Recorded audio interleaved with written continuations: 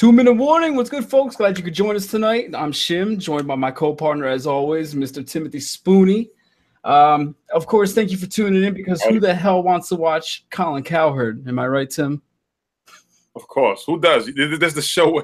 This is who the people want to watch. They want to watch Tim and Shim. We tell it like it is. We don't hold get crazy too. Tim, this was a crazy week one. We're gonna get to our pick'ems. We got a new thing going where we're gonna save that for Thursday. So, folks, I know you're anticipating how good we did, double digits, 900 win percentage, me and Tim. But we're gonna have to hold that off till Thursday, because we made that a new little segment that we're gonna save. So topics, all topics Tuesday, baby. Topics Tuesdays is what we're gonna make this. So let's get into it, Tim, because the first thing that's bothering me right off the bat is my squad. And not only my squad, but there's another squad out there that's kind of replicating them right now, and that's the Seattle Seahawks. And the biggest thing right now with both of those squads is that gosh darn O-line, man. I don't know what it is. I know you saw the screenshot. You watched the whole Cowboys game, obviously, for reasons unspoken. But for the Seahawks game, my Lord, did you see the pass rush image? It was just a captured image. There was 3 Green Bay pass rushers coming at Russell with 4 linemen. How does that even happen? Shim, you know what's so funny? The more I watch the Green Bay defensive line getting through that Seattle offensive line like water, my Dallas Cowboys against the New York Giants, it made me appreciate Willie McClay, Jason Garrett, Jerry Jones for the hard work they did by putting that O-line together, because, my God, we keep saying it, you cannot move and do anything without protection. It starts off with the trenches of line. So it was something. It was very something. Yeah, so in the big blue category, you got Jerry Reese, who I said earlier in our Fury Messenger group. This guy, for some reason, he thinks you can just grab big, strong guys in the 5th to 7th round that lack technique. Don't get me wrong, Flowers was a first-round grab. I don't know why he was, but we won't get into that right now. But he thinks he could just plug in these 5th to 7th rounders who can – I'm guessing in his head, he thinks we have good enough weapons on the offensive side to where we can just plug in these big 300-pound dudes that could just push enough, maybe 2 seconds, 2.5 seconds, enough for that little fibbed West Coast offense that we run, enough to get the ball out of Eli's hands, and we're good. We're all happy. We'll spend the money on the weapons and on the defense. We're good to go. And not so fast, Jerry, because you can see what's happening. These guys that lack technique, they're allowing – I'm going to say average to – you can argue above average players just rushing in with no permit. It's almost like turnstiles out there. It's sickening to watch. It's getting annoying to watch. And as a matter of fact, I don't know what kind of season we're going into right now, because there looks like to be a panic button on the Giants' offensive side of the ball when it comes to the line. I really don't know what they can do in terms of moves. For the Seahawks, though, right, they kind of pedaled backwards in a sense where they traded Matt Unger, a huge center for them, just to acquire Jimmy Graham, who didn't even block to begin with New Orleans. And now they have guys like Ifedi, who's been scrambling to become into his own. And I know this year they drafted a couple guards, I believe, to fill in. But that's not even working out. As you can clearly tell, Russell Wilson's running for his life. He went 14 for 27, not even almost 50%, right over 50%, and 158 yards passing. That's not used to what we're seeing from Russell Wilson, especially with his footwork. He only had 40 yards. And this is the defense in Green Bay where we thought he might actually be able to kind of excel because of his young corners, some of the aging middle linebackers there, and not as great of a D-line as they've had in prior years. So this might be a little shocking to Seattle as well. Now, Tim, I know you were watching last night, doubleheader Monday night games. Did you happen to see Adrian Peterson and his little mouth to Sean Payton on the sideline? AP, listen, I'm going to tell you this right now. The minute I saw that, Shim, I was like, see, Sean Payton has never, ever, ever had, besides Drew Brees, as a free agent he got, besides Drew Brees, but Hall of Fame player like Adrian Peterson, you can tell when AP is looking at him, drawing him up behind his back, saying, yo, put me in. And then the play where they did a play action and AP went out to the flats for the pass. But, of course, he's not a receiving running back. But you know, you can already see that Sean Payton's like, I'm not going to change my playbook, my playing style because you're here. So I would like to know, meeting when that free agency signing happened. Who was in that meeting? Did both sides agree to what type of offense, you know, like basically did you commit to Adrian Peterson and tell him, hey, listen, we're gonna run the ball, you're gonna do this, you're gonna do that? I mean, because not for nothing though, I gotta blame AP side too. So the big Hall of Fame, don't get me wrong, but a big ego that he has, you had to know something when you have Ingram there, and you see they drafted Kamara. Right. Even running, he's probably doing something that both those backs cannot really do as good, which is catch up the backfield. Sean Payton is a pass-heavy offense. So right now, I think just for that one clip, you're going to have to make a trade. I was kind of disgusted with Sean Payton putting Adrian Peterson in on the Vikings 20-yard line on third down only. The first two downs were running plays to Kamara. You couldn't go in. So wait. You run two straight plays, but Kamara down. You give AP a passing play. That made no sense. So. Listen, so do you find it disrespectful to give Kamara more carries than Peterson? He had 7 compared to Peterson's 6. Do you find that's like a disrespect factor? Or do you feel that is it more just a strategy to win in Sean Payton's eyes? I'm gonna call it like this. I won't call it disrespect because Sean Payton's been doing it for years. I think about 7, 8 years he's been with the New Orleans Saints. He's a champion. He's won a Super Bowl. This is what they do. This team, again, we don't know how the conversation happened when they listen. I'm gonna be a Saint. Am I gonna get a lot of carries or whatever? We don't know what was said, but I'm a side with Sean Payton saying, "Listen, this is my offense." With AP, listen, you chose this team. It wasn't like you signed on with this team before the NFL draft. What the roster looked like. You picked that team. Now, I would have went a different route, Shim. I mean, there's a certain team in the NFC East that even though the offensive line is shaky, AP, if you want carries, you can get them all over there to the New York Giants. Gave you the ball so many times. Hey, I'm just keeping it real. You know, if you want to run that rock like the way you ran that rock in Minnesota, you went to the wrong team, brother.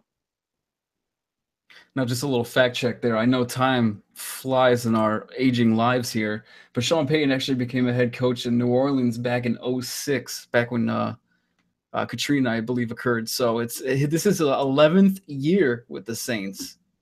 Yeah, believe it or not, time flies. He was offensive coordinator with the Giants from 2001 to 2002, I believe.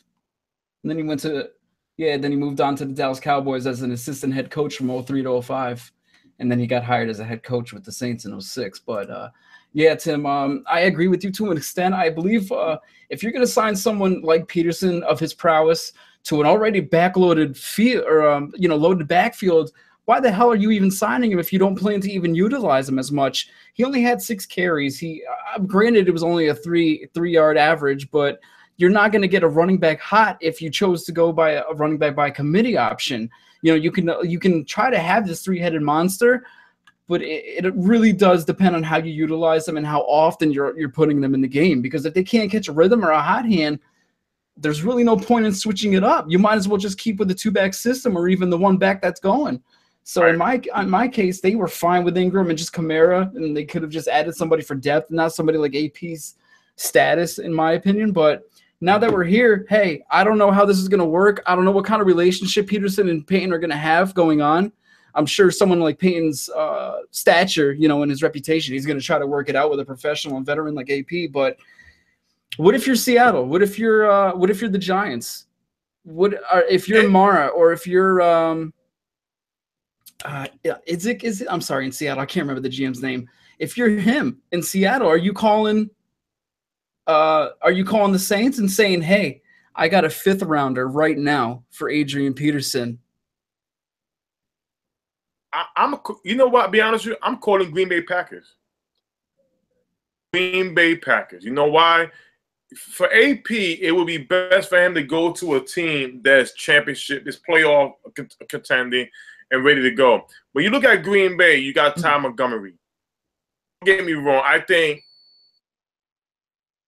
I really do think Aaron Rodgers needs a running back. He really, really does. You can't. Yesterday, Sunday, we seen glimpse of the Seattle Seahawks getting to him. We seen how he was holding his knee and his ankle. When you keep getting hit because you want to keep passing the ball 24/7, same 21-year-old or 24, 25 in that form, he's getting older. So you want to keep your best quarterback pretty healthy by running that football. And all you have is you have Ty Montgomery and you have Jamal Williams. None of those two guys are a real threat to AP's carries. Don't get me wrong, you're not going to use AP for 35 carries a game, but he will get a good amount of carry. It won't be like New Orleans. So that's Green Bay is a definite team that I will call. New York Giants. Hey, listen, you got no O-line, but my whole thing is, I don't wish injury. I would never wish injury. Never wish injury. But I've been saying this. Smith, becomes the quarterback of that New York Giants. Some way, somehow. Who? I'm sorry? That offense, I'm going to tell you this right now. The Giants will be okay. Why? Because you need mobility. It's a stick. Did you say Geno Smith in that quarterback? I like Geno Smith. You know what? He never really got a fair shot. By New York Jets, my opinion. Nobody gets a fair deal there. And he never developed at all. New York Giants, Geno Smith will be a better suitor behind that O-line. Why? Because the offense is just as similar as Green Bay. Good offensive line. His line's not that great. They let two starters go for free agency. Think that can happen. And if you had a guy like Geno Smith starting and then all of a sudden he trade for AP, you may see something. Oh man! Listen, all right, hold on. When people, all right, Giants fans, listen to me. Listen real clear. If you got Q-tips, use 2 of them in one ear canal right now. Stop. Please stop with the Geno Smith and the Colin Kaepernick. We should bring him in, see what he can do. Maybe open up our offense with some mobility. Listen, mobility doesn't matter. Did you see Russell Wilson Sunday? You see how fast he runs? Go look up his combine speed. You want to put someone like Geno Smith who may run like a 4.6 40, maybe not even, that might be way too generous for him. He probably runs like a 4.8 or a 4.9. If someone can fact check that for me. And you want to put this guy who probably has a football IQ of probably 56 or a Whopper Jr. in behind this offensive line. We've already seen what he can do with no offensive line. You want to go to the other side of the Meadowlands and watch the tape from 2-3 years ago? We already know what Geno Smith can do. And do you want to go and back look at the archives and see what kind of team Colin Kaepernick had when he was in San Fran? I can guarantee you it was not the caliber O-line that we have in New York today. Not even close. And we can even argue that the San Fran defense was probably just as good as the Giant defense right now. So you're telling me you want to take out a quarterback who's been beat up, stuck in that franchise for 200-plus starts, has not missed a game, has one of the most raved about IQs in the game of football, and we want to take him out just because he runs like a 5.2 40. Maybe that's not the best. It's not Eli's fault. If you can't protect the guy, he's not going to be able to throw the ball or get in a rhythm. And when he actually does have a screen pass, hell yeah, maybe he's not going to be able to make that pass because he's all freaking flooded. And if he's already been hit 40 times because Eric Flowers or John Jerry or Bobby Hart can't stop a freaking pressure and he's under duress 99% of the time. I actually challenge the viewers of 2 Minute Warning right now for a $25 gift card. Show me one play. Actually, show me 2 plays where Eli had a clean pocket versus Dallas on Monday night. If you can send it to me on either 2minutewarning.com/2minutewarningfury, on Twitter /2minutewarningfury, send it to me, DM me, send it to me, or just at me, whatever. Show me 2 video clips. I'll send you a $25 gift card right now. Other than that, stop with the talk. Eli's the quarterback. He's not going anywhere for another year. I mean, make no mistake about it. I'm just saying as far as the offensive line, Eli's not mobile, but that giant Cowboy. Well, first of all, Dallas Cowboys fans, listen.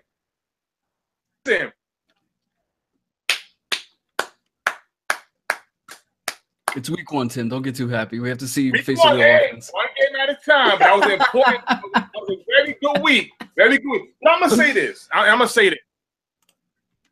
saying with the offensive line, Eli Manning is because of mobility. But for fans to say it was Eli Manning's fault, my God, you got to be the same fans that was saying ain't no more. And all of a sudden he went in the playoff. Beat Tampa, beat my Cowboys, and beat the Green Bay Packers. Went out to the championship. Oh, we love Eli Manning all of a sudden. You got to be the same fans. Mm-hmm. 1 week you love them. I won't if you lie. watch the game. That's how Giants fans react, some of them. Absolutely. I mean, how about this? Wait a second. I'm not a Giant fan, but the question you should be asking is was Brandon Marshall still writing his script for the TV show or something like that? I mean, where was Brandon Marshall? I saw a guy named Roger Lewis. I think Brandon Marshall was looking at the sideline towards Odell, and he was blowing him kisses, and he was catching. Yeah. They're already on hike, and Brandon's like, ooh. I mean, where was Brandon Marshall at? I mean, where was he at now? Yeah, they never targeted him in the end zone, it appeared. I don't know what the hell's up with that either. I don't know. I don't know, bro. Wackadoo. Cockadoo-the-doo. Bobbity boo. Apparently his name is Ben McAdoo. Because let's keep this real, Shim. I mean, offensive genius. Ain't you this offensive coordinator where you can make different things? Didn't you draft a tight end and Ingram in the first round for a reason? You got a guy named Roger Lewis there. Hey, listen. I mean, let's keep this real. Hey, Mr. McAdoo, you came out and said to the media, all running backs run the same, and they can't run nowhere. Gee, Zeke Elliott had about 104 yards rushing on that defense, that 85-minute defensive team. Started off pretty well before they got a little too. Then McAdoo going to come out and say, corners are. Started off all right, But a nice pick. People got a little sleepy. Same corners. I mean, McAdoo, I think that the answer should be this. It's out. He's out. We all know he's not day to day, month to month, week to week.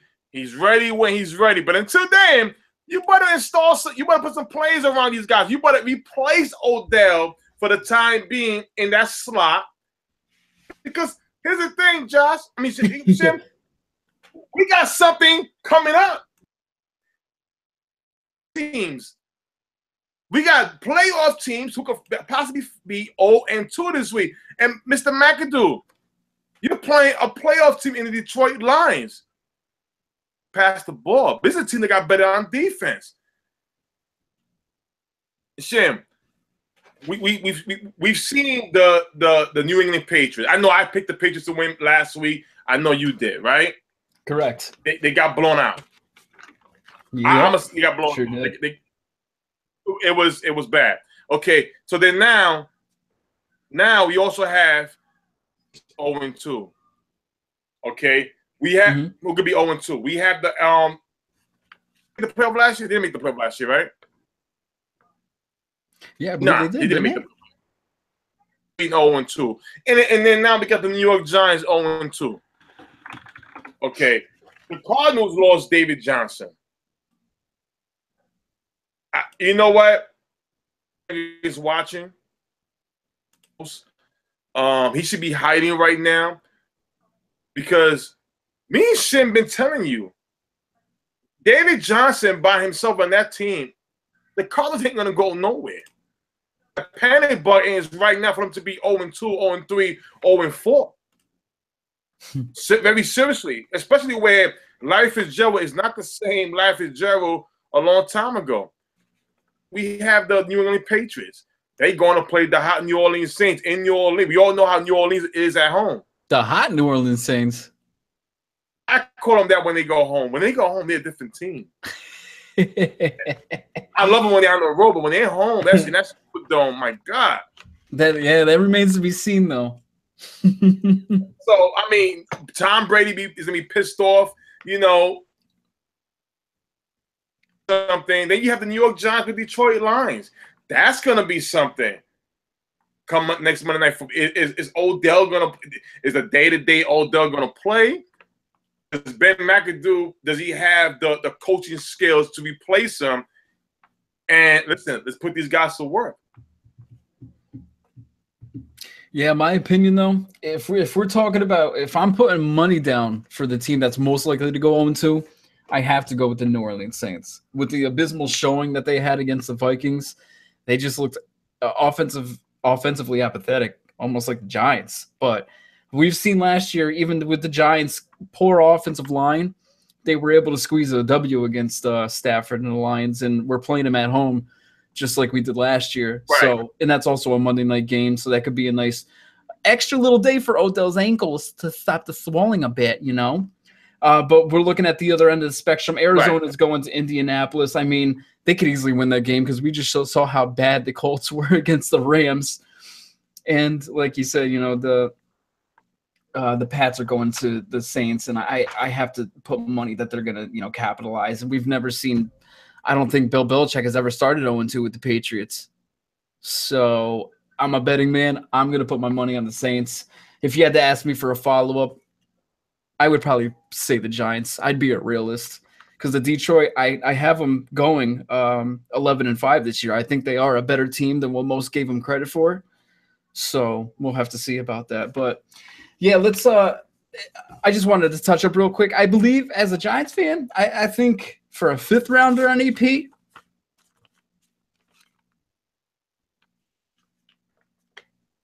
I kind of want to say yes, but ultimately I don't think I would pull the trigger just because of his age.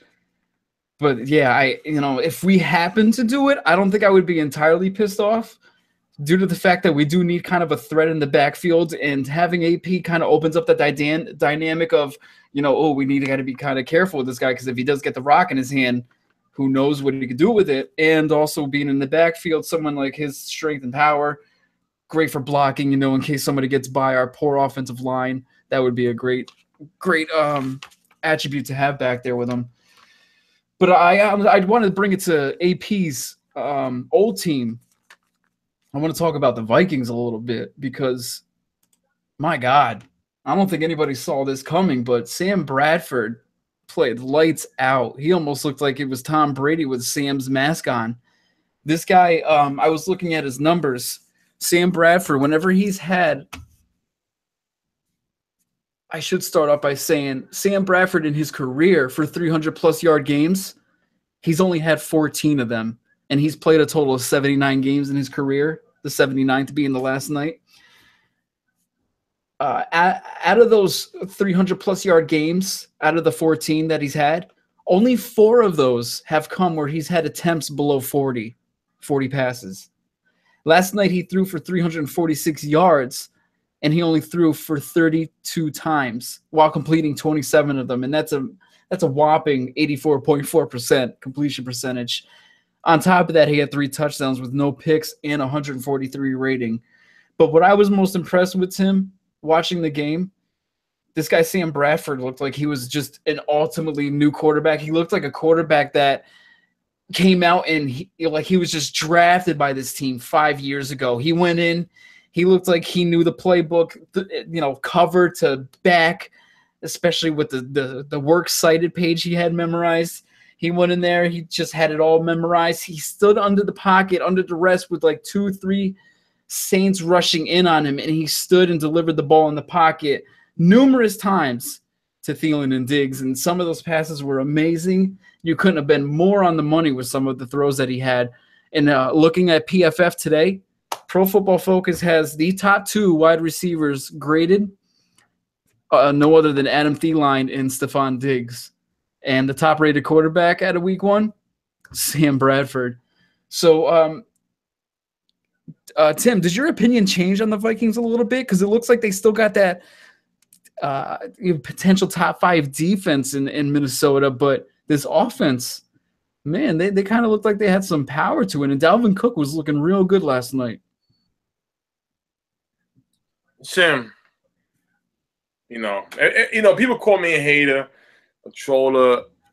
I hope Quados is watching.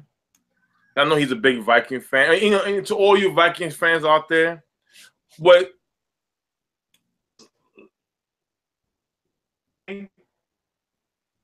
was the same thing we saw in 2016. 2016, 25-16 against the Tennessee Titans. You beat Green Bay, you beat Carolina, you beat the Giants, you beat the Texans. You went on the bye-bye week. Bye-bye week. You come back, you finish 7-9. Now, understand this. Minnesota Vikings right now, don't get me wrong, I like Diggs. You know what? But you know what's the question about Diggs? Okay, Laquan Treadwell. They drafted you in the first round, and you got 1 catch in 2 years. Matter of fact, I never heard of a wide receiver again go in a top 10 draft pick, and you sit on the sidelines the whole time because you can't something's up. You're a first round pick, and Adam Thielen, Wright, they gave more play time than you. This big playmaker, and you on the sideline of Quantrell. Well, I'm sorry. Then let's go moving on. Sam Bradford, bravo, 3 touchdowns, no pick. Ain't like we never seen that. The minute you touch him, them shoulders, what happened? Up. The game of operations starts. He stood in there and took some shots, though, Tim. He took it on the chin, and he saw it coming. I mean, listen. It's the New Orleans Saints. So you're saying there's still going to be like a 30-second defense in the league? I mean, my God. I mean, the Saints' defense is their offense. That's it. They score too damn fast because the defense can't hold nobody. I don't understand what these Vikings fans. You wouldn't. And then here's another thing. Dalvin Cook. Wow.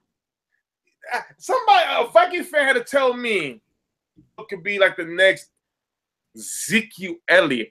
I look and I'm like, you should be ashamed of yourself. Take your butt to sleep and do not get up until I tell you to get up. You know why? First of all, if anybody watches college football, all right, like in Florida State, we all know the man cannot run up that middle is good. God, sweeps, toss, you give it to him. We see that last night. Every time he went in the middle, bam, stop. Oh, wait a minute. He's electrifying. Is that going to do any good down the line, the playoffs? And props to the Giants defense. It's the New York Giants defense. It's the Dalvin Cook. Can you do that against the Seattle Seahawks defensive line? I don't think you can. No offensive line is trash. You got a suspect running game. Yeah, I'm gonna call it. The Vikings got a fantasy running game. Fantasy football members love the Vikings offense right now. But in the real NFL, it's long. So everybody going to the Minnesota Vikings thing. I'm sorry. Listen, bravo. You beat the New Orleans Saints. Whoop-de-doo. You know what? I might have given Minnesota props if they went to the Superdome. Or maybe if you play Seattle and did that. You played a non-defensive team. Bradford. That's nice. Now, don't get me wrong. That Minnesota's defense, I like it. For them years of having, top 5 draft picks, they went defensively. So all the good guys are there. Soon enough, they'll be free agents, and Sim, our team gets to collect them, for free agents. So that'd be a good thing. So don't get me wrong, Kendricks, Barr, and I'll give you the defense, but the offense, wow. They went 5-6-0 last year, and they all of a sudden finished 7-9. Yeah, we'll see if you're right though, Tim, because Minnesota, I actually had them down for the W when I made my predictions back in May. Had them down for the W against the Saints, but then I have them going on a 4-game losing streak as they go to Pittsburgh next week, and then they face Tampa Bay and Detroit at home. So we'll see how that goes. But I kind of want to get into some of the major injuries that we had to begin week 1. Never like to see this, especially so early in the damn season, but it's a reality of the sport. Tim, right. Who do you think is actually going to be – well, actually, let me ask you this. Respectively, for both the Jaguars and the Cardinals, how do you feel their records are going to be affected, or do you feel it won't be too much based on Allen Robinson being out all year for the Jaguars now and David Johnson potentially missing up to like 3 months with his wrist for the Cards? If you don't mind, I also want. If you don't mind, I'm gonna comment on those two, and I want to add the Indianapolis coach as well. Okay, actually, yeah, that's a good one. Okay, all right. Here's the thing, Shim. We got the Jacksonville Jaguars, right? Saxonville. Raise your hand, Jacksonville Jaguars. Jacksonville Jaguars, right? Saxonville. That's their new name. There you go. That's a better one. Saxonville. Raise your hand if you need a quarterback, Saxonville. All your hands should be up, because here's the thing. Receiver went down. Okay, Allen Robinson's out for the year. Now you got Sam Hurd, you got the kid Marcus Lee, and I mean, there's another kid they like in Henderson. But here's the problem. Mm-hmm. Maybe the Cowboy has given me a little accent, a little yeehaw accent right here. And I'm going to explain this to y'all. A wide receiver cannot throw the ball to themselves. Jaguars will not do what they did last week to Houston Texans every week. It's not going to happen. Monroe, do the right thing. Do the right thing. There's a quarterback out in free agency right now. Calling. And I'm talking about maybe somebody need to do a little Ghostbusters themes. Who are you going to call? Kaepernick. To happen. I'll give you another team. The Indianapolis. Now, Shin, I don't normally hit my prediction scores, but I know I said last week the Rams will beat the Colts 30-0, right? I said 30-0. Mm-hmm. I said the score was 46-6. Colts fans, GM, owner, whatever, y'all should be ashamed of yourselves. You mean to tell me you take Andrew Luck off the pup list and come back after October somewhere sometime? You go with Tozine, who has one career start, for a backup of Brissett. So you went in there at the Rams, and we're talking about a defense. Normally, when a team goes from a 4-3 to a 3-4 defense, that takes time, Shim, and a brand new offense. Both sides. Adrian Donald didn't even play.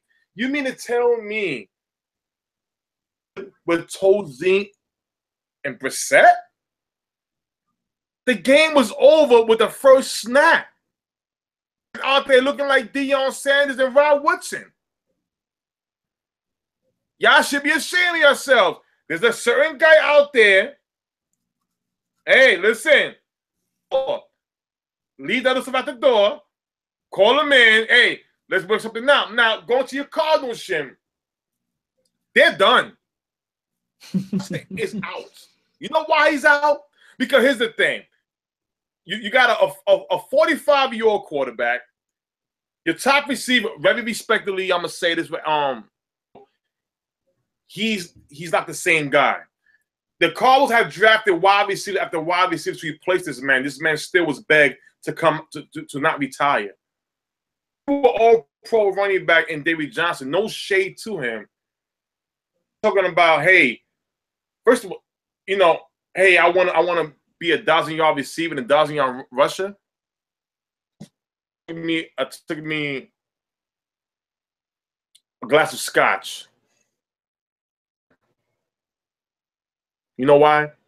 I don't predict injuries, but I saw this. We've been telling Fogman this the whole year, off season. The man didn't get it for the year. The only weapon, and I feel bad for all fantasy football players, members who picked them. I myself is one of them in one of my leagues. Well, I mean, you have to because just like you said, from a fantasy standpoint, he was going to be 90% of their offense. And now that he's not there, what are they going to do? They're going to rely on 37-year-old Larry Fitzgerald to take him to the promised land. And I'm not really keen on their – they're just like the Jaguars in a sense when I look at their depth chart of receivers. I mean, in Jacksonville, you got Aurelius Ben, Keelan Cole, Marquise Lee, Allen Hurns. That's not a squad that's really going to, you know, be serviceable or even take you above and beyond where you need to go. Once they see that, they're just going to stack the box against Leonard Fournette and whoever else is back there. Chris Ivory. Same when it comes to Arizona now. They're going to go and get aged Chris Johnson that they just ended up cutting this year. He was their running back number 2 last year. Didn't make it this year. Andre Ellington is still on the squad, but he's looked at more as of like a kind of like a flex receiver in a sense than he is a running back anymore. So, I mean, Chris Johnson is still good, but he's not the same as he was, or else he would still be in the league and on some sort of roster and not getting hand-me-downs from the Arizona Cardinals because they're in emergency mode right now. Right. Yeah, but Fitz not going to do it. John Brown just got a cyst removed off his spine. He's just now getting back into full speed of things. And behind him, it's the improvements of Jerron Brown and J.J. Nelson. They've had games and flashes, but they've never been able to keep it consistent. And then I worry even more for the Jaguars because you're talking about Blake Bortles, who his technique is god-awful. His mechanism makes his wind-up almost like Tim Tebow, like where it takes a minute or like a second and a half just for him to get the damn ball out of his hands. So that's going to hurt them. And like I said, when you only have Leonard Fournette back there, stack the box, cover 2, easy peasy defense, you know, that you're running against the Jaguars. And I hate to see it because both Arizona and Jacksonville, or as like they changed their Twitter name, Saxonville, they're going to end up ruining those defenses that are potentially top 5, 10 defenses because their offense is not going to be on the damn field too long and they're going to be exasperated. Just it's going to be wasted. And see, here's the thing. You can't be dominant on one side as on the other. You got to have – you can be dominant, but at least be a little – but, like, listen, the Seattle Seahawks never had a good offensive line. But the thing was, at that time, the other teams wasn't as good as they are now. Other teams got better. It's the same thing with the Giants. When the Giants defense was up to their strength, Cowboys are getting better. The Eagles are getting better. The Redskins are getting better. Okay, you know what? Maybe we need to take a priority here. Put the offensive line as a priority here. Add in 1 or 2 guys. It don't have to be as good as theirs, but decent enough to do on offense. They didn't do that. So when you okay, let me add this one piece of the defense. That's not gonna help you win games. Listen, Seattle Seahawks defense, the first year they won, that was a special defense. Very special. Baltimore, very special. But the thing was, the other teams were not as good. The Giants, I think right now the Giants As a Cowboy fan, I will say this. That's a hardcore defense. Mm-hmm. We basically kept them on the field that long. Fans 3 and outs. It's like Snacks. Snacks was a beast that game. Oh, and Hansel B.J. Goodson, the linebacker. It's like they're about to sit down and go, you can't even take a glass of water, a cup of water. And that's the problem with these defensive. Top defensive, but when you don't put nothing around that offense to be balanced, guess what? It's a waste. These guys eventually will get tired. This is not Madden football where the computer doesn't get tired. But he gets tired. This is something where you got to put balance on both sides. If you have a dominant side, okay, make this better than what it was last year.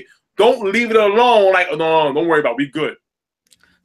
The most overlooked but most important statistic in a box score is the time of possession. And people don't really look at that too much.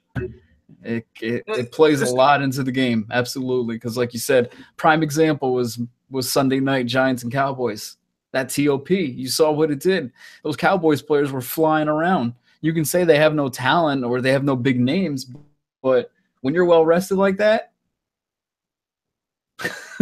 you're out there flying like you're on crack. It doesn't matter.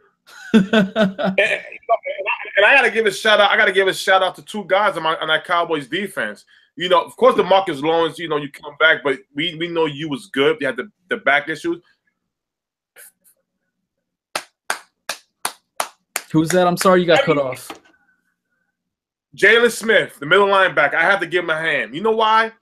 The man was told. The man was a top 5 draft pick. He was told that he can never play. He might not ever play again. With the drop foot, with the nerve issue. The man came out, had goes one forced fumble, playing that middle role, that Mike role.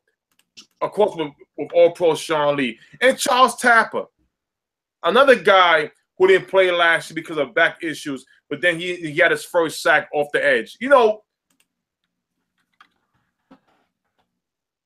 Dallas offense is more dominant. Is better than last year. I'm not saying we're going to be going 16-0 now. I'm not going to go crazy yet. But I will say this. But going back to what you were saying with the offensive line of these teams, like, I mean, the Cardinals, their situation, they're done. I mean, you can make if you want to make that team better, that defense is very good. You got to make a trade for a wide receiver. For maybe a decent running back, you got to pull some move that they should have did over the summer. Okay, the Colts, shame on you. You know what? If I'm T.Y. Hilton, Moncrief, and those guys, and goes, listen, did we work our butt off to just to lose 6 games until Andrew Luck comes back? Trade me. If you're picking personal stuff over football matters, in this case here, because you want to wait on luck, shame on you.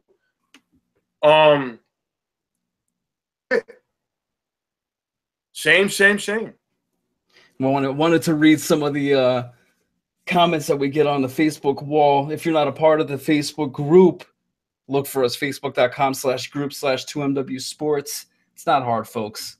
And we got Tashom over here. He was saying the New Orleans Saints are not hot, LOL, Tim. And then we go down here. We got Tommy D saying, I don't believe that's a man's cowboy hat.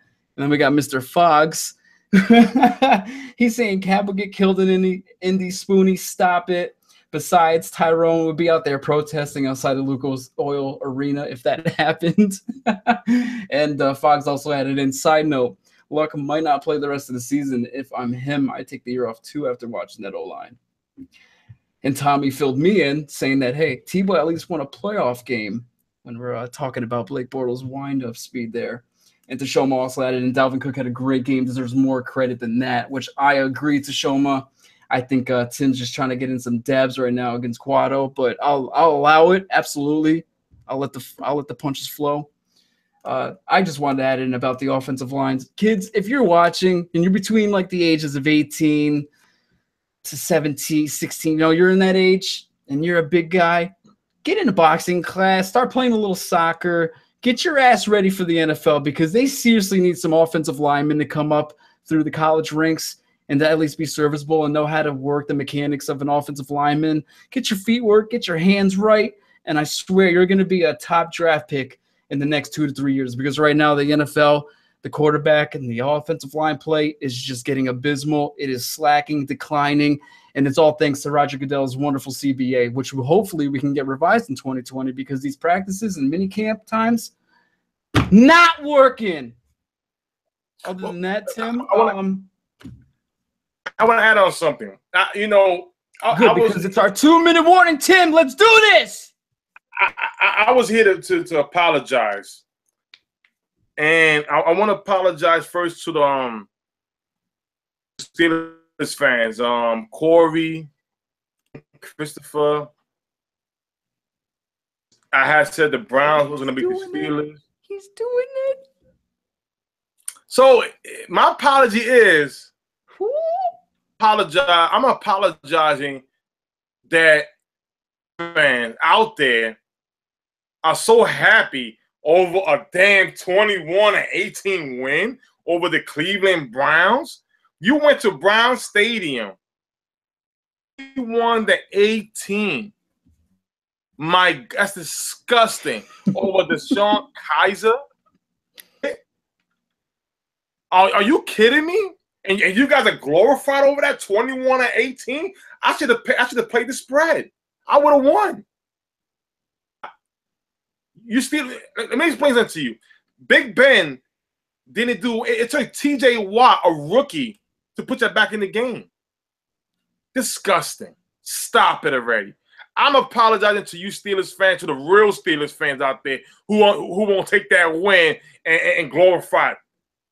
So, my next apology to you Oakland Raiders, the LA Raiders. To Shoma, Kari, especially Tommy.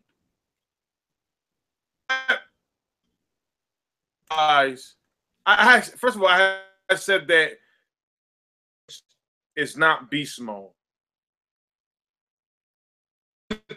I'm going to apologize for you guys that you guys didn't get the name beast mode to guys like Kareem Hunt, who has 17 carries, 148 yards. Dalvin Cook, another rookie, 22 carries for $127. LaShawn McCoy, Zeke against the Giants, against the best defensive line in football, or total 104 yards.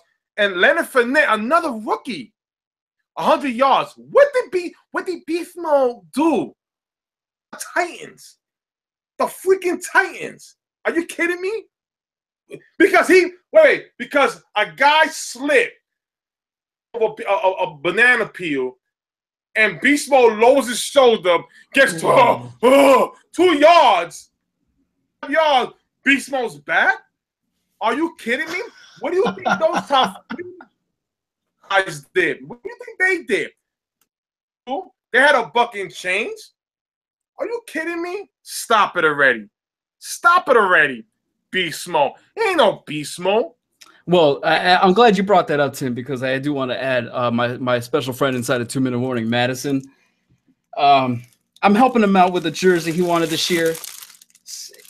It was Jarrell Casey. Madison, if after that Marshawn Beast Mode Lynch truck stick you don't want this anymore, let me know. I'll gladly post it to Craigslist, Let It Go, Fiverr, whatever those low-end budget websites are for stuff to get replenished on. Let me know, bud. But yeah, the Titans, kind of my AFC Championship team pick, and yeah, Tim, let's hope they get it together because Raiders. Listen, he had 76 yards rushing. My God, against the Titans. Are they a top 5 defense? See, here's the thing. Tim, I think you're being called out. Did you pick the Titans last week? Because I picked the Raiders. Did you pick the Titans? Hold on. I did pick the Titans. Okay. All right. We got the truth out. We got them, viewers. right in his tracks. Don't worry, I got y'all's back. Only because here's the thing. I thought that Mariota got better. Mariota is still playing like he's a rookie, like he's lost. A quarterback back there. Now with the LA Raiders, you got. I give credit to a guy named Seth Roberts. I'll give credit to guys in 2MW that kid could play. Amari Cooper's okay. He's not an EBC. He don't drop passes in the end zone like the way he drop passes. Ooh. Crabtree's still doing what he's doing. What was Amari Cooper? Listen, these Raiders fans, I think Amari Cooper was on a boat Saturday. I'm not sure. I'll have to get the actual facts. He smoked. What did he do? Because a guy slipped on a banana peel and he lowered his shoulder to him? Wow. Bravo. Tim, I like the consistency. That's key with you, Spoonie. That's good. I like that. I think we got to wrap it up here. We're about right at 9 p.m. on the dot, so a perfect time to end this segment. Folks, please tune in this season. We're going to try this new Tuesday night frame because it opens it up for 2-minute warning in general, because tomorrow, Wednesday night, we're going to have our 2-minute warning Pride Rules MMA podcast on. Check them out. They get a lot of special guests. It's really entertaining to watch, especially I like to get a few glimpses since I'm not thoroughly educated on the whole mixed martial arts aspect of things. So they provide a lot of knowledge. It's really cool to sit down and listen to them, especially being in the group. They comment and respond right away. So good folks to talk to. And then Tim and I, we're going to be hitting up the Tuesday topic segment at 8 p.m. Eastern for 2-minute warning Fury. And we're now splitting our picks into Thursday night. We're going to do our Thursday night picks at 7 p.m. right before that 8 o'clock game gets kicked off for the week 2 and so on. So join us Thursday night, 7 p.m. Tim and I will have a quick show for Pick'em, make it entertaining with our little mini helmets and all that. So if you haven't already, subscribe to the Twitter.com/2MWFury, Facebook.com/group/2MWSports. Peace out. Thanks for tuning in, fellas and ladies.